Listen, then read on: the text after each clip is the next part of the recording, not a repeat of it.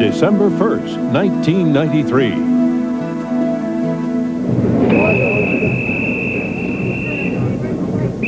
On the day the nation laid John F. Kennedy to rest, his successor, working to keep the country together, reached out to national leaders. I think one of the great tributes that we can pay in memory of President Kennedy is to try to enact some of the great progressive policies that he sought to initiate. Well, I'm going to support them all, and you can count on that, and I'm going to do my best to get other men to do likewise, and I'll have to have y'all's help. I never needed more than I do now. Well, you know you have it, and just feel free to call on us for anything. Tonight, new tapes, the private conversations of President Lyndon B. Johnson. Let's get together.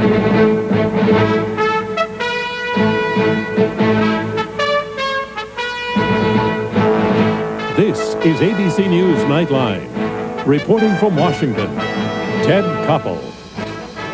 As those of you who watched our program last night know, the Lyndon Johnson Library in Austin, Texas, and the National Archives here in Washington have released many hours of audio tapes on which are recorded scores of telephone conversations between President Lyndon Baines Johnson and just about everyone he felt he needed to talk to in the days immediately following the assassination of John Kennedy.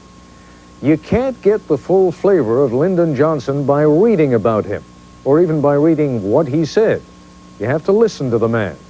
We've been listening to him for much of the afternoon and evening to a new batch of tapes released only today by the National Archives.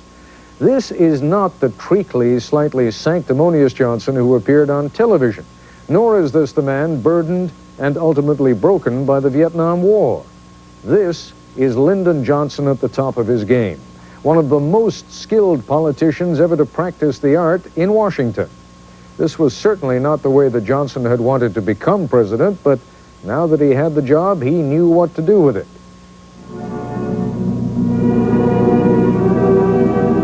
Even as John Kennedy's body lay in state, Johnson was beginning the process of enacting the legislative package that would ultimately come to be known as the Great Society.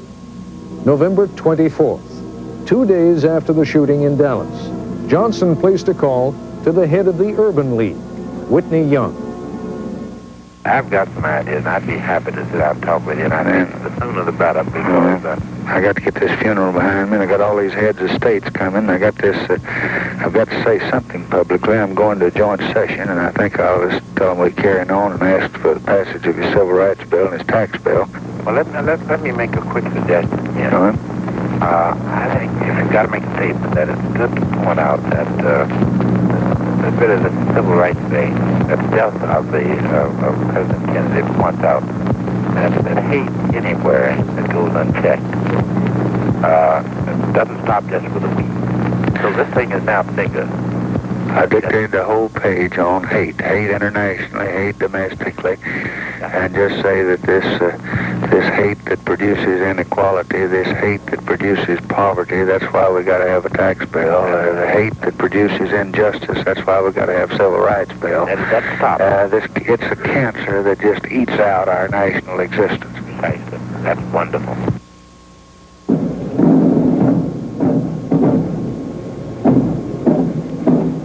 The next day, November 25th, the day of the Kennedy funeral.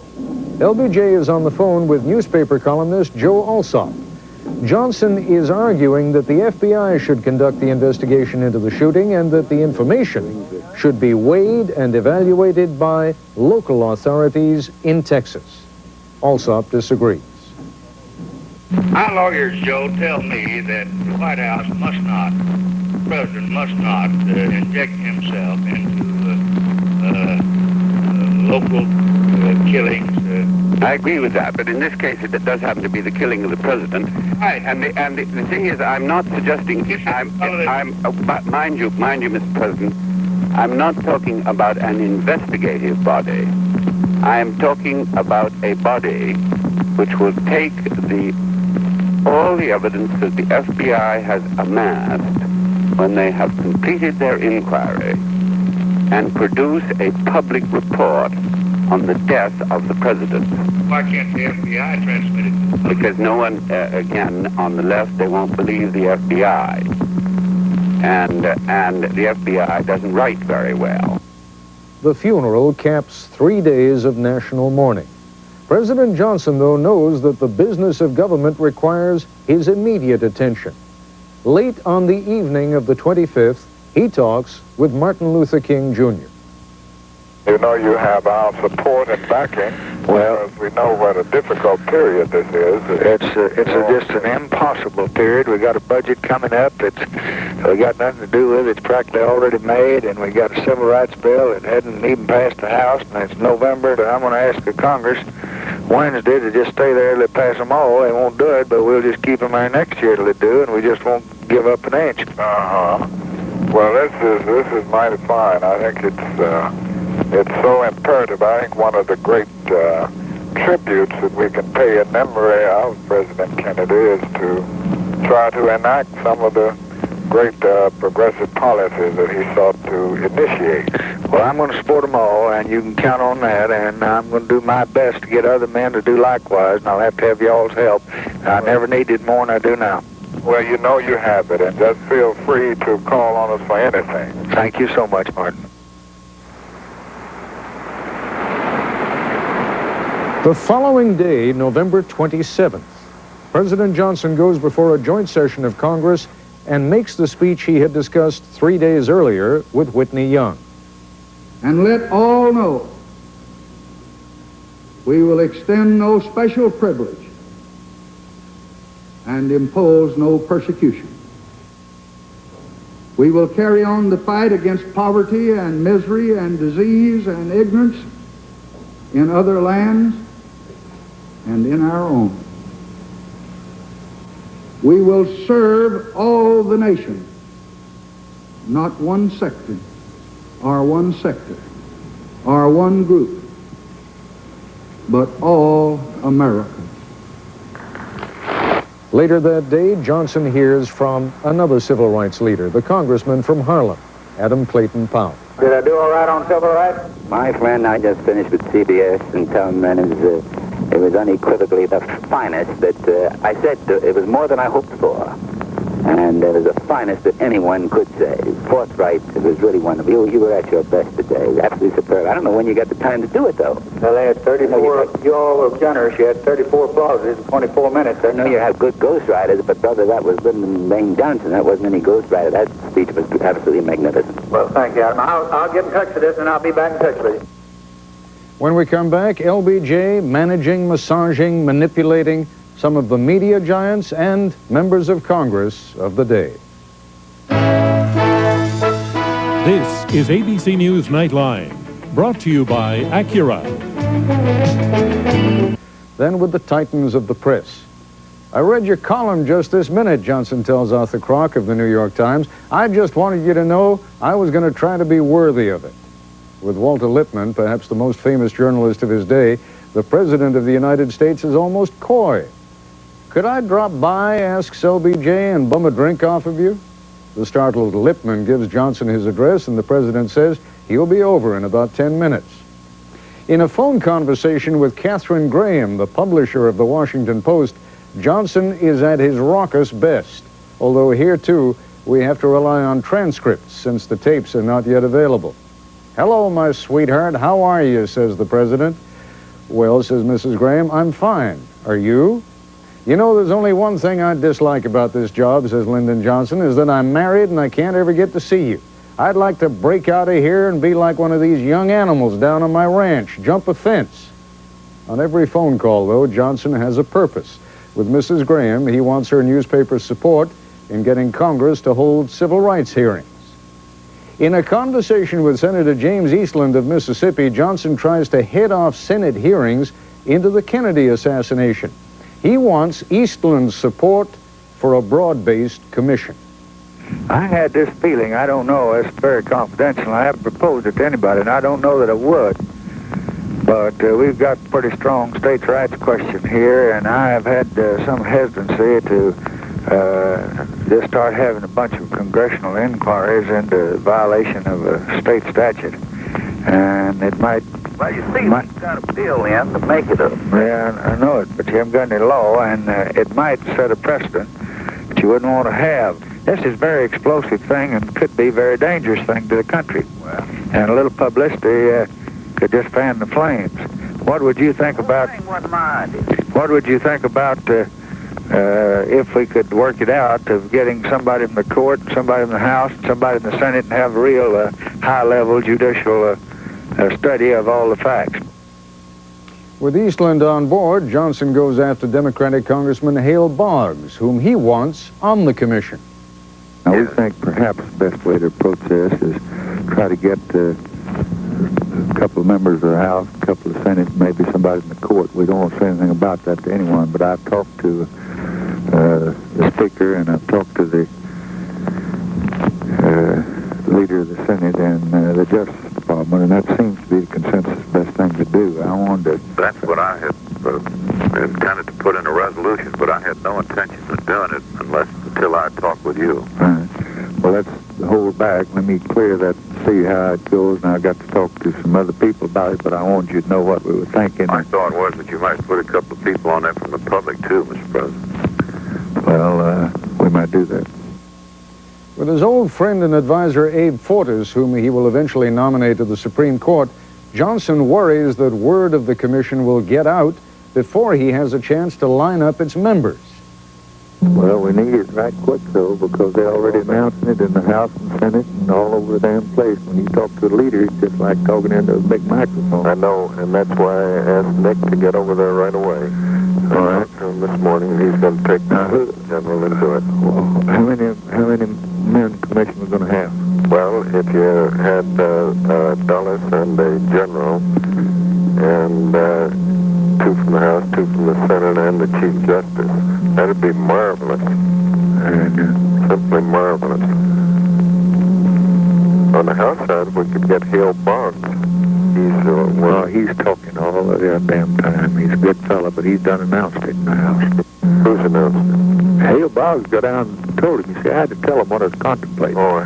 So he got down on the floor of the House. Some jerk got up and said something, so he thought he had to show his knowledge. Oh, Lord. Yeah, I thought you meant he just announced that the House was going to investigate. Well, he announced there's going to be a high-level commission. I see. That's why I'm waiting. And I don't know, I guess we have to talk to these fellas before we announce they're going to appoint them, don't we? Yes, sir. All right. I'm not much... I think we ought to order them to do it, then let them bellyache. All right. I think that's... Yeah, we'll have to get him. Yeah, okay. Thank you, sir. You call me now. Yes, sir. Thank you. Johnson does not quite order Senator John Sherman Cooper of Kentucky to serve on the commission to investigate the Kennedy assassination, but neither does he ask. He sort of assumes it. This commission will be established before the end of the day by executive order. Its functions will be to receive and to evaluate information obtained by all sources, the executive branch, to satisfy itself that the truth is known as far as we can know it, and to report its findings and conclusions to me, to the American people, and to the world. I think that's fine. Now, I want you to go on that commission. What? Yes. Well, if you want me to go on it, I'll do it, of course. Thank you, my friend. Yes, sir. Bye. Don't say a word about it I now. won't say a thing. Bye.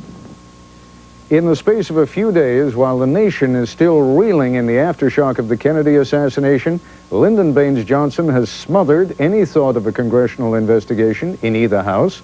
He has lined up support from key black leaders, labor leaders, business leaders, and leaders of his own party for what will be the most ambitious domestic legislative program since the New Deal, and he has already begun his campaign for the 1964 presidential election. When we come back, I'll be joined by a man who served Lyndon Johnson in the White House, Jack Valenti. Joining us now live from our Los Angeles bureau, Jack Valenti. He was riding just 6 cars back from President Kennedy during that faithful motorcade ride through Dallas. Hours later, he joined Vice President Johnson aboard Air Force One for his swearing in and became President Johnson's special assistant at the White House. He is now the president of the Motion Picture Association of America. Jack, I don't think I've ever heard anybody work the phone the way that Lyndon Johnson did. Now, you must have heard him back in those days. You know, this is like opening a locked box, Ted, and out flies memories that bring back this this extraordinary man, the single most formidable public political leader I've ever known or ever will know. And if Toscanini was a conductor, Johnson used the phone as a great violinist would do, his Stradivarius. And the melodies that he composed really formed the great society. Let's begin at the bottom, with us, I mean, in the press. When I hear Johnson calling up, Arthur Kroc or talking to Walter Lippmann, and saying in effect to Lippmann, hey, can I bum a drink off you? I'll be over there in 10 minutes. Explain to me, he must have talked sometimes about how he worked the press. Can you give us a little bit of insight into that? Well, I don't think he ever really put down on paper or had a diagram of how he worked the press, but as you use the word, shameless. That's what he was. To Johnson, he always kept his eye on the distant objective and not the one nearest him. And everything he did was calculated toward getting him the passage of the legislation he was determined to achieve. As a matter of fact, Ted, on the very first night he was president, I sat with him along with Bill Moyers and Cliff Carter. And that very night, he wasn't president more than 10 hours when he was sketching out what we later come to describe as the Great Society of medical insurance and human justice and civil rights and aid to education and all the things that he did later. He knew what he wanted to do, as once he said, now that I got the power, I aim to use it. And everything he did was directed at his overall objective. He never let up. I don't know of anyone who stayed on that telephone from morning, noon, and night, and using it as his Excalibur, his great sword. Press, congressmen, senators, big Democratic givers, advisors, whomever. He was extraordinary. Over the past couple of nights, Jack, we've heard sort of a variation of themes here. Maybe you can sort of give us a sense of some of the melodies that he played on that phone, and perhaps even give us an instance or two where you were on the other end. Well, the thing he had to do, and he said this on the night he was president, he had to show the country that the Constitution was intact, that while a president was dead, the president lives. And he had to show that the country was being governed. And so he began to enlist allies. He had to do that. The first that we're just hearing now, and I must say I'd forgotten some of this, is the Warren Commission, to let the country know what really happened so that their anxieties would be eased. But at the same time, he was gathering his strength for the Civil Rights Bill, but most of all for the tax cut, which he had to get out of the Senate, where it had been languishing in the Senate Finance Committee. So every hour of every day, he was doing 2 or 3 tasks to allay the fears of the country, to organize his efforts to win congressional victory for the bills he wanted to pass, and as you said earlier, laying the groundwork for the election, which was just 1 year off. He was doing all those things simultaneously. In fact, I mean, by December 2nd, and the only reason we didn't play it is we don't yet have those tapes, but I've read some of the transcripts, he is already talking to different people about what he needs to do. And he's talking about how he's got the Jewish vote, he's got the black vote, he's got the labor vote, and he is already depicting himself as the strongest possible candidate. Was he worried that some other candidate might crop up? Lyndon Johnson was a man who believed that you run scared, that when you've got 90% of the vote, you better get 95. He never let up for one moment. Remember now, he was the greatest parliamentary commander the Senate has ever seen. He was a vote counter. He always knew where the votes were, and he always made sure he had more than enough votes when he finally called for the vote. And so the presidential campaign was to him just a larger arena that he practiced in the Senate. Why was he so worried about either a House investigation or a Senate investigation of the assassination? I mean, the one thing he was sure he didn't want, he wasn't initially clear that he wanted to have that Warren Commission. Initially, as we heard, he wanted to put it in the hands of the Texas Attorney General. But he sure didn't want it to be either in the House or the Senate. Why? Well, because you've got 535 members of the House and the Senate, and it's less easier to control. Whereas if he had 7 men of probity and wisdom and prestige, you had a better chance to keep things on an even keel. As he said, not quite sure what some maverick's going to do, some crazy guy on the floor of the House or some senator who wants to make a name for himself, and things can go skidding off the edge of the precipice. He wanted to make sure that he kept this thing within some kind of rational bounds. Jack, in the few seconds that we have left, what did he ultimately come to believe about the Kennedy assassination? He ultimately came to believe, though he had no evidence, as he told me, and later on he even revealed this in a television interview with Walter Cronkite, he believed that the Cubans somehow were back of it. They either had inveigled Oswald into doing this pitiful drifter, or they had some role in it, though he told me several times he had absolutely no evidence, and neither did the FBI or anybody else. But his inner political instinct guided him toward that kind of a conclusion. Jack Valenti, thanks so much for being with us. A real pleasure having you. Thank you, Ted. I'll be back in a moment.